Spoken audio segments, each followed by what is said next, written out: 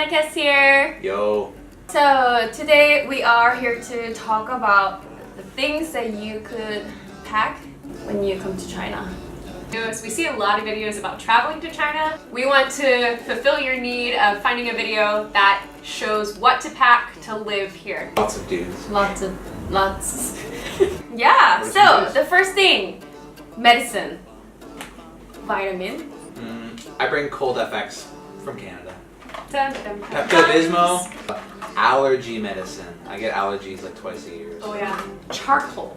Yes. Charcoal is like the cure-all. If you have any sort of tummy anything, they say, oh, have you eaten a charcoal? If you are used to certain medicine that you've been taking, You can stock up on Tums, vitamins. Those things are really hard to get here, especially in brands that you know and trust. So bring your B12 vitamins, vitamin C, boxes you can read, because if you're super sick, which you might be at some point, you're not going to want to like be over the toilet reading this, because you won't be able to. Closely related, there is no Old Spice or anything like that. Bring it from home. Also, your colognes and perfumes that you like, just bring it from home.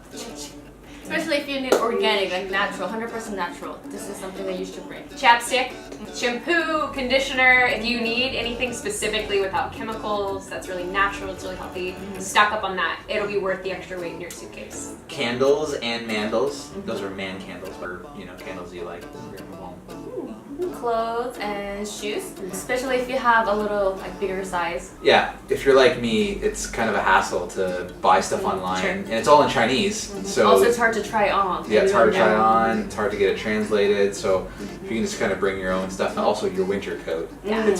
It's cold here. It gets really cold. That's a good time to also bring up that we teach at a university in central China. You can check out our website, academicsinAsia.com, if you're interested in applying with us. I buy fresh socks and fresh underwear because the socks here I find are slippery. Yeah. Have you ever bought Chinese underwear, John? No, I haven't. But I have tried Chinese socks, Okay. and they're slippery. Okay. The same goes, so as far as sizing issues, underwear, bras, other unmentionables, you also might want to buy when you're there. The sizing's a little more limited here. You can say that everything's pretty much a size or 2 sizes down, even though it says small, says medium, says large. It's not. Ooh! Also,